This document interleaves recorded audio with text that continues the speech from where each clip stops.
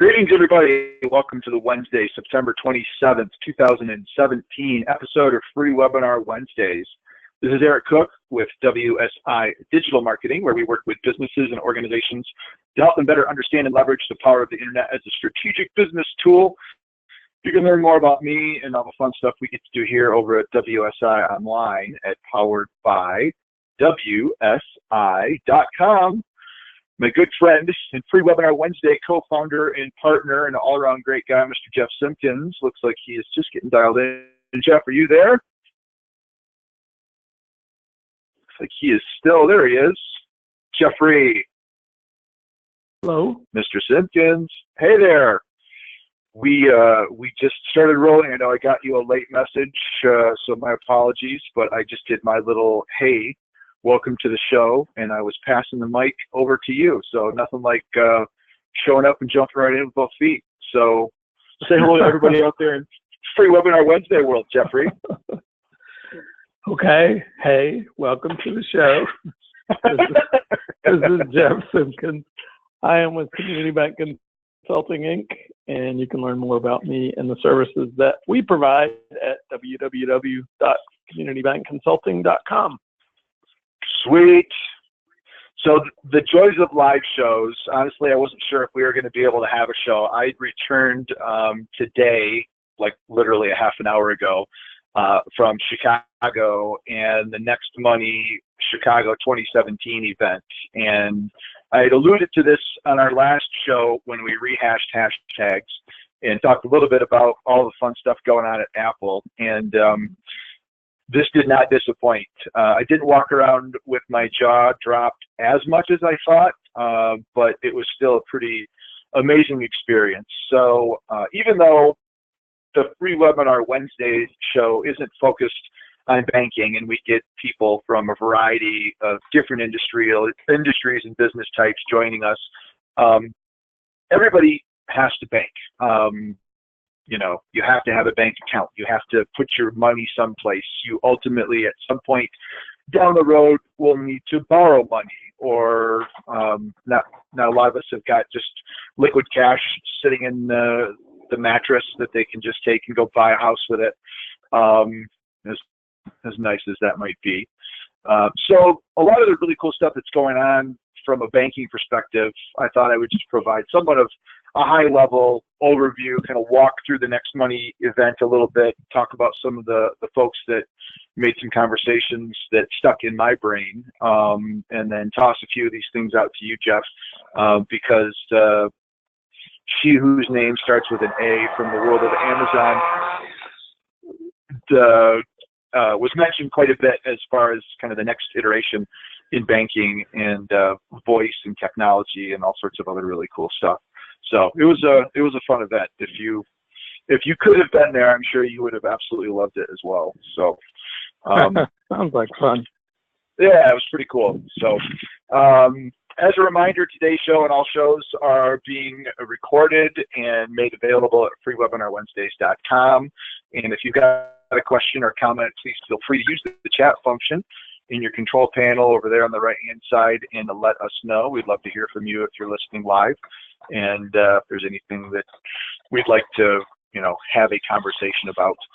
So, so the concept of fintech, I guess let's kind of talk about that a little bit. And my wife asked that question, what exactly was the conference about? Because when I go to a conference, I'm usually speaking about digital marketing and social media and customer communication.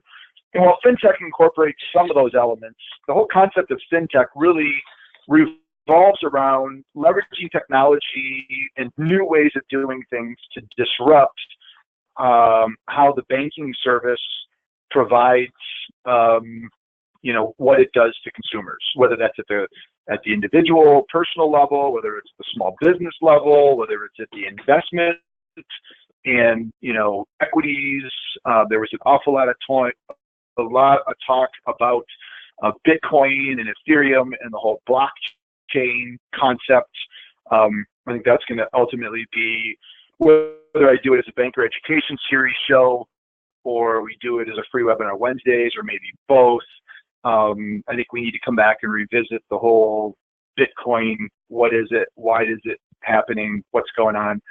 Because there's a lot of talk about that just from a payments perspective, which was kind of cool. But the lineup of people that were at this event really focused on just different ways that finance can be impacted by technology. And, there was an awful lot of conversation about the topic of disruption. Brett King, who kind of kicked the conference off, he's written the book Bank 2.0, Bank 3.0. He's got a new book out called Augmented, which is all about kind of virtual and augmented reality and how that's changing consumer behavior. One of the things that he talked about is just the impact of disruption on all different types of industries. And he went back as far as the introduction of the telegraph and how prior to the telegraph taking messages between East Coast, West Coast, the Pony Express was how messages got between the different coasts. And I didn't realize it was this quick, but within 6 days of the introduction of the telegraph, the Pony Express went out of business and ceased to exist. And you fast forward that to the stories that we've heard about Uber coming along and causing the San Francisco taxi company Yellow Cab to file for bankruptcy protection. You talk about Blockbuster Video and the introduction of Netflix and how Netflix ended up putting them out of business. And in a banker education series show that I did with JP last week, talking about fintech, he gave several examples, and JP Nichols was one of the speakers. He kind of kicked things off and was the MC at this event as well. But he talked about, how Blockbuster back in the day said, yeah, we don't see Netflix as being a competitive threat. They're not going to do anything to our business. And we all know the story, how the story goes there and what happened to Blockbuster Video and kind of where Netflix is at right now, basically kicking butt and taking names, developing its own show content, and really doing some amazing stuff. So Brett kicked things off with that whole concept. The other, keynote was Jim Maru from the Financial Brand. And his point, and this is where I couldn't help but think of you, Jeff, when I was listening to Jim present, was talking about the concept of to kind of move into a digital, we have to start thinking now even voice related. And he gave an example on his phone of talking to a digital assistant, almost like an Alexa, a term. You probably just caused yours to go off because I said her name, didn't I? But talking to something like a digital assistant, and whether it's the Amazon or it's the Google or it's Microsoft, but he walked through a conversation with his phone. And what was interesting as part of this conversation was the phone was making intelligent recommendations back to him based off of the information that it knew. So, the calendar was integrated and it said, hey, it looks like you got an appointment with John this afternoon. Would you like me to hail you an Uber? And he's like, yes. And then the system automatically looked at traffic patterns and what time his appointment was and said, looks like traffic is a little backed up. I'll schedule the Uber to be there at 1:30 so that you make it to your appointment on time. Because the artificial intelligence that was looking at this knew where his appointment was. And it also made mention of, okay, you're going to be meeting with John. So then the intelligent agent said, John has a couple of updates to his LinkedIn profile. He shared some articles recently. Would you like me to email those to you? And he says, yes, send those to my business address. So then the assistant automatically emailed those and then asked another series of questions. One of the dialogue exchanges that he had as an example was, looks like you've got late meetings. Would you like me to send your wife some flowers? And he said, yes. And so it remembered what her flower preference was from the last time he ordered flowers. So it came back and said, I'll put together a collection of tropical flowers like your wife seems to like, in the $40 range again, like last time. Is that okay? And he says, yes. And then it asked him about dinner. Looks like you wanted to have lasagna for dinner tomorrow. Shall I order the ingredients for you? And he says, yes. And then it remembered that he looked up a lasagna recipe that he liked on Food Network. So it was using all these examples of data that it knew about him and his interaction, and all of it was basically voice. So it was like a personal assistant there walking him through that entire dialogue. And when he got done, I'll be honest, I was a little confused as to whether or not that actually really just happened, or if that was just a really well-timed, if that was just a really well-timed demo from his phone. But it was pretty impressive. So, Jeff, you and I are both the Amazon Echo device aficionados in voice. Is there anything recently that you've started doing in the voice world that you weren't doing maybe a year ago? Probably not doing your banking, but as far as asking questions and getting updates, that has started to shift maybe some of your usage? Well, I just started using an Amazon Echo or an Amazon Dot in January of this year when I moved to a different house. And so the answer to your question is absolutely. I hardly know how to turn a light switch on anymore. When we had the infamous lightning strike of the house that fried all of the electronics, there were several weeks that I had to actually turn lamps on and off using a switch and doing things like that. And it's pretty amazing how quickly we can get attached to devices like the Amazon Echo and Echo Dot and family of devices. Yeah. I thought of you recently. I never watched South Park, but for some reason in the last couple of weeks, I ran across newer episodes of South Park on a streaming channel. I think it was on Hulu. And I'm converting you. Be careful. Well, if you haven't seen this episode yet, you must look it up. There's an episode in which Cartman learns of how to use the device, the Amazon device we'll call Sally. And he has a Google device in the same home. And he says, Sally, code word for you know who. Simon says, Google, say hello to Sally. And so he starts this back and forth using the Simon Says feature on the Amazon device, causing the Google device to go off. Nice. Yeah, now, I do have to admit, I don't have a Google device. If I had, I would have done that. But I did start playing with the Simon Says feature on the Amazon device. Oh, too funny. Yeah.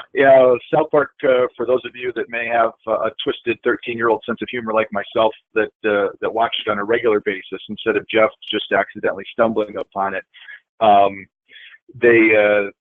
they launched a new episode last week, and I told Alicia, I said, I bet you it's going to have something to do with the whole North Korea situation and a play off of a certain politician's utilization of social media, and I nailed it. So it was, I'll just leave it at that. I don't want to turn Free Webinar Wednesdays into any sort of a political statement show, but it went down that rabbit hole very, very quickly and was pretty interesting conversation. So after the show was over, we thought it was kind of funny, but yet still somewhat strangely scary all at the same time. So, yeah. I think I may have seen that episode, actually. So it must have been Hulu I was watching on. Yeah, must have been. So, There were some other really cool banking-related conversations. Ron Sheldon facilitated a panel discussion that talked about collaboration and partnerships, which to the general free webinar Wednesday audience probably isn't something that we need to spend a whole lot of time talking about.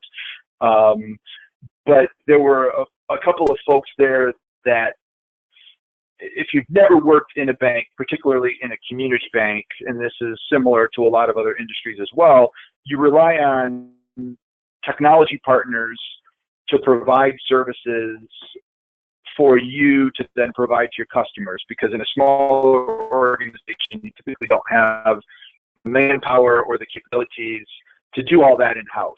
And the challenge that smaller financial institutions or other businesses have when they want to compete against some of the big boys that are out there is they're somewhat hamstrung by the capabilities of these service providers, and sometimes there's the thought that these service providers are of the opinion that, you know what, we may not necessarily need to worry about that, and they really don't have an option.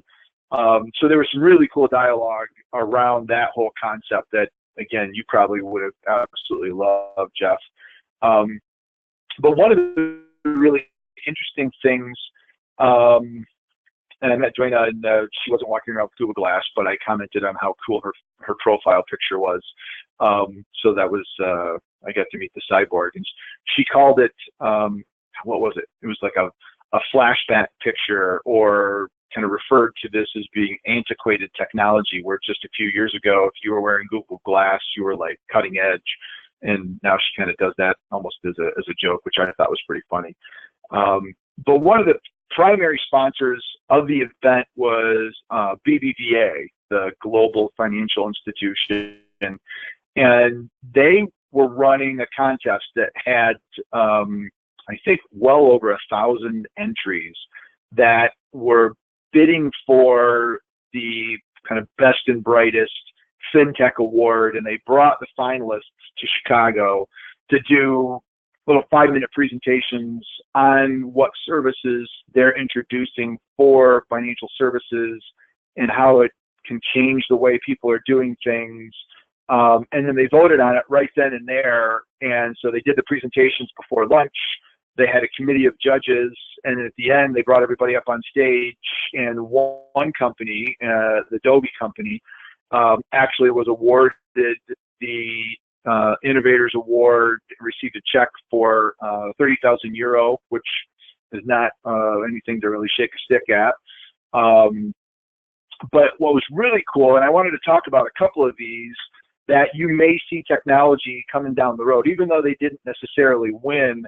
I thought they were really pretty cool. So what Adobe did, and let me just kind of go ahead and pull that up, is the concept of Apple Pay and using a device. And we talked a little bit about this on the last show with some of the Apple stuff, and you know, how you can use your device to pay for things. And there's different ways that you can do that. You can do proximity-based, you can do RFID, you can do QR codes, but a lot of those tend to be a little clumsy, maybe not as user-friendly. What these folks did is they've created some proprietary technology that transmits an ultrasonic sound wave between devices, and they're using the speaker and the microphone for mobile devices to be able to facilitate payments. And so it still works with all the different wallets that are available, but what was really cool is they showed an example of how they could actually deploy that directly through like a TV ad. So imagine the television plays an advertisement, and if you're using this communication technology on your phone, and they, you know, take the funding and develop the company, this may be a service that we could see down the road. But one of the examples that they did is they ran a television commercial for Coca-Cola, and within the TV commercial, the television emitted that ultrasonic, high pitch, not sensitive to human ear, but the phone could pick up that sound coming from the television, which then activated the phone as a response that says, would you be interested in having a nice cold Coke delivered to your house? And so people could interact with that and say yes. And so behind the scenes, the Coca-Cola company and the distributors that were in the market area where this test was basically rolled out vehicles with cold six-packs of Coca-Cola to all these different locations based off of somebody interacting with the television commercial and doing an instantaneous, I guess, purchase, all facilitated through sound waves. And they gave other examples where, you know, if you're at, you know, a grocery store, it's a unique sound wave. You can use it to check out. You can buy things. So these guys were the ones that actually ended up winning. And I, you know, I didn't envy the judges because all of the presentations looked really, really cool. So that's one that I think is worth taking a look at. There was also the concept, and this made me think of the Banker Junior platform, Jeff, that I know you're familiar with, but it's like a little financial literacy app to help teach kids the value of money and how to count coins and currency. So the presenter for Earn It said, in today's society, kids kind of have lost sight of the tangibility of money. It's coming from an ATM machine or a credit card or whatever the case may be. And so there's not that, you know, when you and I were growing up, we would get paid our allowance. We would put the money into an actual piggy bank, and it would go in the piggy bank, and you could, you know, feel the money going in. And so what they've done, you can kind of see the little guy here over on the right-hand side. They created a digital piggy bank where in an era of digital currency, when children earn or spend and they kind of either they get an allowance and maybe mom pays them with a PayPal, or somehow the money just kind of goes virtually like what's happening in today's society, they can actually elect to send that money to their Earn It piggy bank. And so they've got this little device that basically just sits on your counter, and you can transmit stuff, and then his little eyeballs blink when you send money, and you go ahead and you press his nose, and then that allows you to deposit money. And so it creates somewhat of a tangible experience with digital currency. And so I thought that was kind of a cool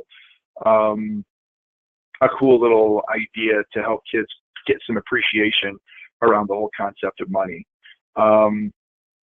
Another one that I thought was pretty interesting was this AirTM. Doesn't really have a big play per se in the United States, just because our currency seems to be somewhat stable. But in markets, and the gentleman that actually came up with this was from Mexico. But one of the things that creates a challenge in countries where they're suffering from massive inflation and the devaluation of their currency, like in Venezuela, for example, and some others, is you put money aside, you save it, and then just by nothing other than just inflation causing that money to be worth less and less and less, that decreases the amount of money that you have saved for retirement or any other special event or whatnot. And so without having to go in and do wire transfers or originate an ACH or any of those sorts of things, individuals that live in some of these countries can take money from their accounts and send it directly to an account where it'll transfer it into American dollars and or any other currency for that matter. But the example that he gave was, you know, I could take, and I don't know the local currency for Venezuela, but they showed, you know, 98% decrease in value over the last couple of months just because of everything that's going on over there in their political climate. If you had taken money out and transferred over into an American dollar, how that could have preserved your wealth. And so there was a couple of other more global, and I had to keep thinking because most of the conferences that I attend are really just based off of U.S. Financial institutions and what sorts of problems we have here in the States. But being that this was a global event, there were some other elements that came into play.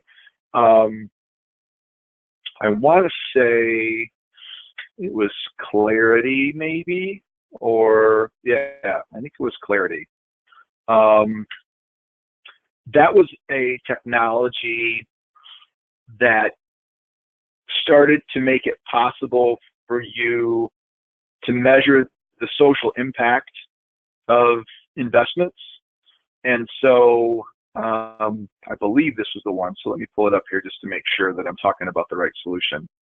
While you're doing that, the currency in Venezuela is the bolivar. The bolivar. Thank you very much. Yep. So here we go. So here's, did you Google that, or did you just happen to know that? I have a friend on my desktop that answered the question for me. Tell her I said hi. So Clarity was one that I thought was also kind of cool from a global perspective. Investment portfolios and their impact on society, at a higher level. So are they changing lives? Are they making the world a better place? Not just looking at purely what's the profit, what's the return on your investment, but figuring out ways that you can measure what the social impact is of an investment portfolio. And so they shared some proprietary artificial intelligence that they've developed, and I'll be honest, it wasn't something that I ever really had thought about before. When you look at an investment portfolio, most of us are probably just looking at the rate of return and how much money are we going to get back and what guarantee, if any, is there and whatnot.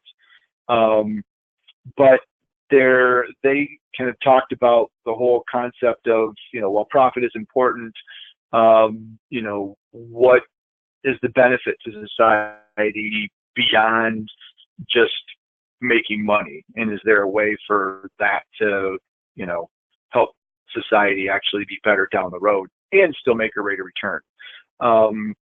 Played off of a lot of what I think most people have seen or read from a demographic perspective regarding millennials and their propensity to be probably a little bit more socially conscious around what's going on in their world, more so than prior generations. And so that was another technology that I thought was kind of cool. There were some others out there. There was a pretty interesting company called BioWatch that, as we talked last week about Apple embracing the whole facial recognition with 20,000 points of invisible light and infrared scanning and making sure it knows who you are. BioWatch actually has a technology that it's using for unique wrist-based vein patterns, and using a watch that has a sensor underneath it that will actually capture your vein pattern and use that as an authentication for who you are, where you're at, and then replace things like your mobile wallet, your car keys, your keys to the house, different sorts of smart technologies. I was sitting next to a couple of folks that were there that came from the banking association and a couple of others, and we had some sidebar. Not to say that wouldn't work, but the question for that then is, okay, well, now I have to use that watch, and is that watch going to be like the Apple Watch or like my Garmin or like my other fancy watch? And so there may be some challenges with that for people. I know, Jeff, you said you haven't worn a watch in years, and so cool idea, but I think they're going to have a little bit of difficulty. Nuggets was one that I thought was also pretty cool, that was talking about a different way to protect individuals' identity. And there was an awful lot of conversation, as we would expect, at a FinTech conference regarding what happened recently with our friends over at Equifax and the millions of names that got stolen from their system due to just a lack of a server patch that was an easy fix that was ignored for a couple of months. So Nuggets had a pretty interesting way of taking your information and actually locking it down. and using it as an authenticator across mobile devices, telephone calls, online interaction. And so Nuggets, I thought, was another pretty interesting one. So if you're interested, pick around and take a look. But the ultrasound payment communication authentication technology, they're an Israeli-based company. I believe the gentleman was from Tel Aviv. So they were the ones that ended up taking home the big award. But I think all of these were pretty sweet. So very cool stuff. So just kind of scrolling down through to see if there's anything else that kind of nudges my thought around what to talk about here. So yeah. So anyway, I guess today I really just wanted to give a little bit of a recap on some of the things that are kind of moving and shaking in the world of fintech and how we may be seeing some of these things coming down the road. It was cool to see voice playing such a role in what's going on and just the whole concept of disruption. I think it's still going to be a challenge for some of the smaller banks that are out there that either don't have access to the technology because of their relationships with their vendors, or quite honestly, you've simply got people that are in executive positions at some of these institutions that have been there a long time that maybe aren't very technically savvy. When Jim Maroos was talking in his presentation, he would ask questions like, how many of you have an Echo device? And, a good 80% of the room raised their hands. And he commented about how normally when he speaks to a room full of attendees, it's usually at a banking conference, and much, much less because they're still ingrained in old school. But being at a fintech event, I don't think it should have been really any surprise that you're getting a pretty good response there. But it was definitely time very, very well spent. So it was a cool event. So Jeff, did you have anything else that came across your plate today or this week or the last week that is on your discussion or you wanted to talk about? There's a couple things that I would be happy to follow up based on shows that we've had previously. Cool. Yeah, let's go ahead and talk about those. So we've talked a number of times about lightning hitting my house a few weeks ago, a couple months ago now, and I have started the task of replacing the devices that were fried. And there were some Amazon Echo devices that were fried.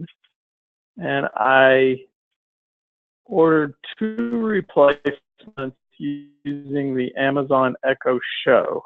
That's the device that I'm going to refer to as Sally with the screen on it. It actually has a touch screen. So I'm trying one of those out on my desk. It's, I think the thing that you and I both appreciate about the, let me see if I can find a mute button here so I can say the name. Here we go. One of the things that I think you and I both like about the Alexa devices, the Google Home device, is the fact that they do update the software in them frequently. They add new features, which just sort of, a friend of mine refers to it as automatically happens. With the Amazon Echo Show, I think it's so new. It's just been on the market, I don't know, 1 to 3 months. And I'm somewhat underwhelmed with the features compared to the standard Echo device. Quite honestly, the reason I ended up choosing it as a replacement is they have a promo going on that on 2 devices you get $100 off, which makes them cost the same thing as the original. Amazon Echo device. But Okay. I'm kind of excited about, providing I decide to keep them, I'm kind of excited about the potential of some of the updates that they can do in the future. Honestly, a few minutes ago, I was surprised and impressed. This is the first time this has happened. But when we were talking about the currency in Venezuela, when she answered my question, she actually flashed a reference from Wikipedia of what the currency looks like on the screen. You can ask her visual. Yeah. Exactly. Yeah. You can ask her to play movie trailers, and that happens on the device. It always has the time and temperature, which is kind of cool to have that information on your desktop or wherever you have the device placed. And what was one of the features that I'd noticed that I liked?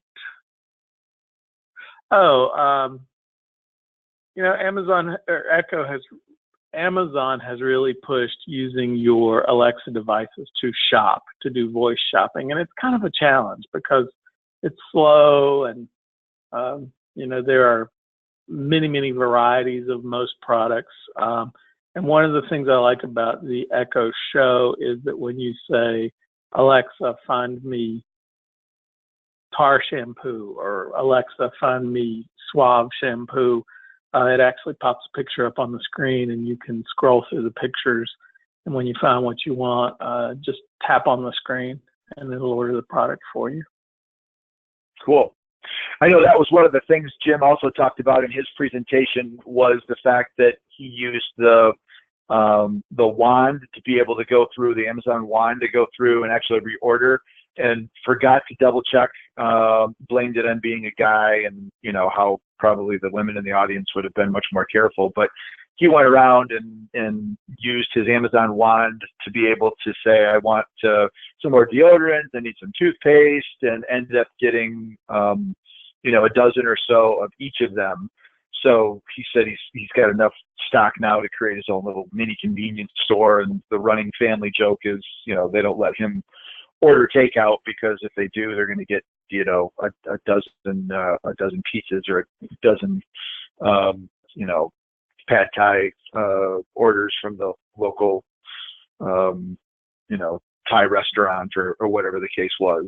So in an instance like this with the show, you would have maybe gotten a little bit more of a visual indicator that says, you're going to order a dozen of these things, and you could have caught it maybe a little bit easier.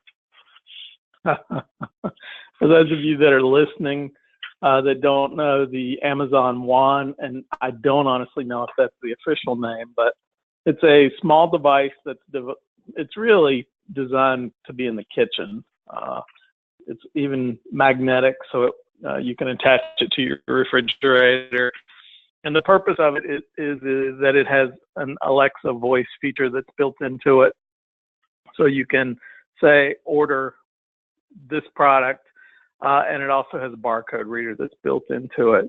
Now, if you'll notice on the screen, you've got the product only has 3 stars. The reviews on it are actually pretty bad for an Amazon product. And if you've ever bought any household items from Amazon, you'll understand why. Some of the things that Amazon doesn't sell direct, but they sell through third-party suppliers, are quite overpriced. One of the reviews that stood out to me is someone ordered some type of cereal, let's say Captain Crunch, just as an example, and it ended up being like $20 a box. So their point in the review was, you pretty much have to use the wand and then review the order to make sure the prices are appropriate. Yeah. In order to be successful with it. And he or she went on to say that sort of defeats the purpose of it's supposed to be a time-saving device, and without being able to be confident that you're paying market price for something or less. You have to go back and check behind yourself on those. Yeah, well, that's a good point. So, yeah, you definitely. I know cereal's gotten expensive, but $20 for a box is a little ridiculous. Although, yeah, one of my brainless TV shows that I watch when I'm relaxing that makes me think of you often is the old early 1960s Beverly Hillbillies still have the sponsorship message built into the beginning of the show, and every other episode is sponsored by Kellogg's of Battle Creek. Oh yeah. Yep. So, and as I'm scrolling down and taking a look at the reviews, take a look. Expect to pay huge markup on all scanned items. So right there's exact validation of what you speak of, Jeffrey. So, yeah. So another item we talked about in our lightning damage show was a mesh network, and I actually took your recommendation on this. The lightning fried the cable modem and all of the devices that were attached to it. So I ended up using a rental cable modem for a period of time. And I think it showed up on the end of last week. You told me that your brother was trying the Google Wi-Fi, the Google version of the mesh network, and was very happy with it. So I set that up at the end of the week and used it over the weekend, and it's really nice. I mean, I've got Wi-Fi that is very strong throughout the house, plus I can go almost anywhere in the yard now, and I've got a strong Wi-Fi signal. I got the 3-pack of the Google Wi-Fi mesh network, so I've got them placed throughout the house, and my goal was really to be able to use the area around the pool and the back of the house and have strong Wi-Fi there, and I got even better than I expected. As we said in the original show, if you're looking for a device that will manage your network for you, the Google Wi-Fi is for you. It's kind of a no-brainer. You plug in the device, you plug in your first device, plug it into your modem, whether it be DSL or cable modem. You hard plug it into that. You install the app on your smartphone or tablet. You scan the code on the bottom of the device, and it pretty much sets it up for you. It activates the first device, asks you how many more you want to set up, and then you just go from device to device and plug them in, and they configure themselves automatically. Cool. Yeah, this has been on my list of to-dos. I need to pull the trigger on this because I think this will help from an availability of, we've got one router in the house, and at some points it gets a little bit spotty. So I can see this as being on the to-do list, but my to-do list just doesn't seem to be getting any shorter. So I'm having a hard time getting to the bottom of that. But it's good to hear that you're still happy. The most time-consuming part of the Google Wi-Fi is ordering it. I ended up getting it from Target just because it was the place that had it in stock.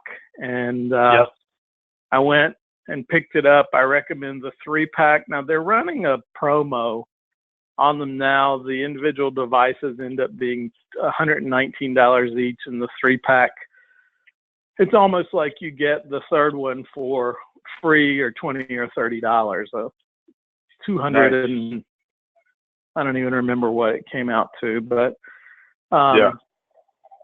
in my situation, I could have gotten by with 2, but 3 was so affordable that I just went with the option of 3. Yep. Oh, cool. Yeah, I need to add that to my list. The other thing I was gonna have a little bit of follow-up discussion on we've talked a lot about the Apple devices over the years. And, you know, I've said as recently as a month or so ago, I've never really been excited about having a watch that connects to my cell phone. And I have spent way more time than I care to admit looking at the iWatch 3. And I'm thinking I've reached a point where I'm going to pull the trigger on that. I love the fact that it has the cell service that's independent of your phone. You can wear it without having your phone close.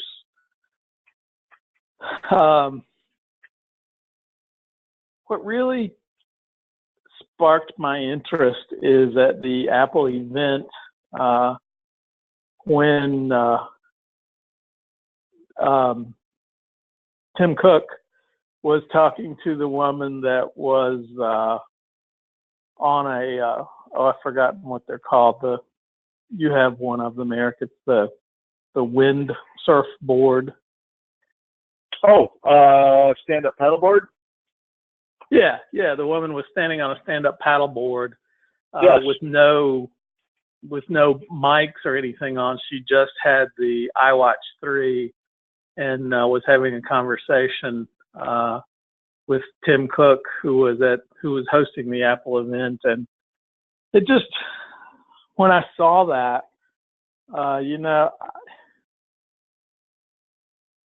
I have never been impressed with using the Bluetooth through the car audio system for having conversations.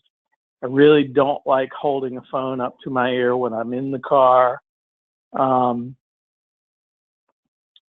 I work from home most of the time, and when I need to use a speakerphone, my impression is that the new iWatch 3 works well enough that I can actually walk where I need to walk and have phone calls through the watch. Yep. So yep. I'm pretty sure I'm gonna move forward with this. You're gonna pull the trigger, huh? I think so. I know most of your devices are Google, but what are you thinking? I think you said you don't. Yeah. You also have not really been excited about wearing a connected device on your wrist all the time.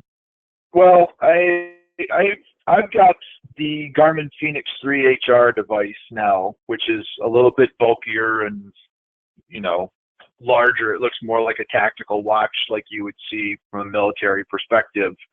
And I pretty much keep that on 24/7. I like the fact that it's totally waterproof. It has minimal connectivity back and forth between my device. Don't have the ability to talk to it like I did with my Pebble, which is now part of the Fitbit organization and have been sunsetted. But it doesn't have voice capability or autoresponders, but it does give me a heads up when there's a text message or an email or somebody sends me a direct message on Twitter. You can control those. I use mine much more for heart rate and activity tracking, cycling, paddleboarding, running, hiking, outdoor type stuff. And not having an Apple phone, the Apple Watch just simply is not an option for me. The thing that I like about the Garmin is the battery lasts. I mean, I can go a week, sometimes even more, depending on workout frequency and if I turn on GPS and it's tracking me, where I don't have to remember to charge that also at night because I'm already charging my phone and, it's one less thing that I have to remember. So I can leave it on while I'm sleeping and it charges pretty quickly. So, there are new versions of the Garmin that have recently come out, and I've not pulled the trigger on moving to those. So the Garmin Fenix 3 is the one that I'm using, and I've been very happy with it. Cool. So, yeah. But price-wise, I think it's pretty similar. Yeah, I'm going to go with low end. I'm gonna just go with the least expensive version of the larger watch that I can get, which I think comes in at 400 and some change, maybe. Yep.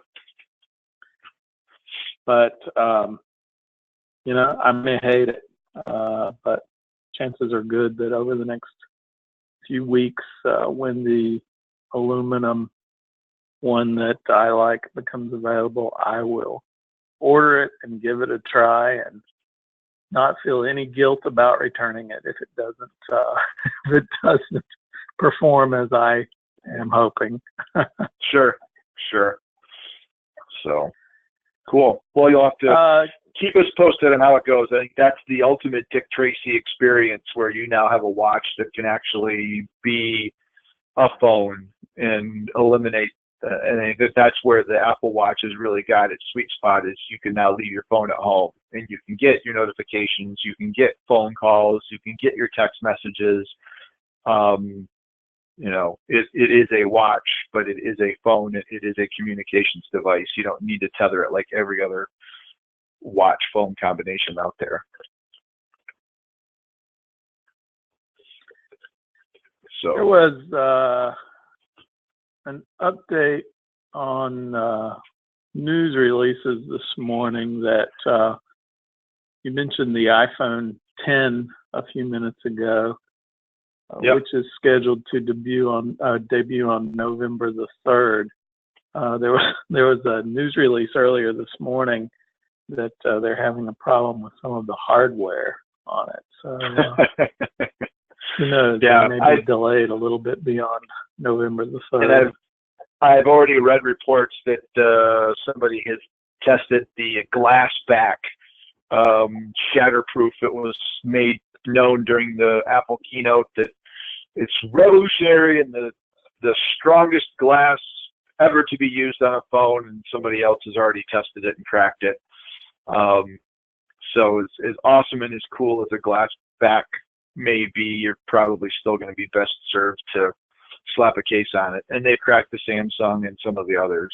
So I don't know how you feel about cases, but I've gotten into the habit of using a case, and I think that just helps down the road from a resale value perspective, that and also a glass screen protector, just to keep it nice and pristine, so that if and when the time comes you want to get rid of it on a service like Gazelle or some other third-party platform, you'll be able to sell it almost as a like new type device. So I'm maybe more interested in that. I am not a case kind of guy. You are? I'm not as rough. I am not. I'm not as rough on my phone as a lot of people are. And I don't like the way a case feels on the phone, because I tend to just stick it in my pocket. Yeah. And so far, I've been fortunate and have not damaged my phone by doing that. But I don't like the way it sticks to the side of my pocket and just feels thicker if I have a case on it. Yep. So one more thing I want to mention, and then we will be out of time, but I have upgraded to the new Mac OS High Sierra. Have you done that yet? I have not. Good, bad, indifferent? I would say wait. If you use your machine every day a lot, there are some pretty awesome things about it. I love some of the stuff that they've done in photos. There are significant improvements in photos, but I can tell you the bugs are not worked out of photos. Photos are supposed to sync across all of your devices. You're supposed to be able to label your facial names one time and it carries across all of your devices. That was not the case previously. The big issue I've run into there is somehow it merged photos that are not the same person into what it thought was the same person. I'm also having issues changing the names on some of the faces of my photos. Now, as I mentioned before, I do have in excess of 30,000 photos in my Photos app. I think that's part of the challenge. but I can't imagine that I'm that unique in having a lot of photos in the app. Right. I will tell you that Chrome is having a really, really hard time playing well with High Sierra. Yep. It's causing some challenges for me. So if you're a Mac person and unless you just feel strongly about being at the beginning of the general release of the operating system, I think it might not be a bad idea to hold off for a few weeks or a few months before you do the upgrade. I will be sure to contact you before I pull any triggers in that regard. That's for sure. Because I am someone that uses it a lot, and I am someone that relies on Chrome a lot. And just those two statements that you've made thus far pretty much guarantee that this is not going to be an upgrade that I'll be doing anytime soon. So those of you out there in webinar world, take heed to what Jeff has said, and we'll wait for an update on a future show. Sounds good. Cool. Well, we are 1 minute away from an hour. We did, absolutely. So those are some good little additions there. So thanks for chiming in, and hopefully my little FinTech rant wasn't too boring for folks, but I do think that there's some cool stuff coming along, and technology is catching up in the world of banking like it is in other areas. And everybody treats their money very, very carefully and wants to make sure they know what's going on and, you know, looking for convenience. So that's what FinTech is all about. So it's cool to see some of that happening in person. So, well, Jeff, good show as always. A pleasure catching up. We'll go ahead and we'll wrap up this week's show. We'll look forward to seeing everybody on our next episode here at freewebinarwednesdays.com. Until then, have an awesome week, everyone. Take care. Bye-bye.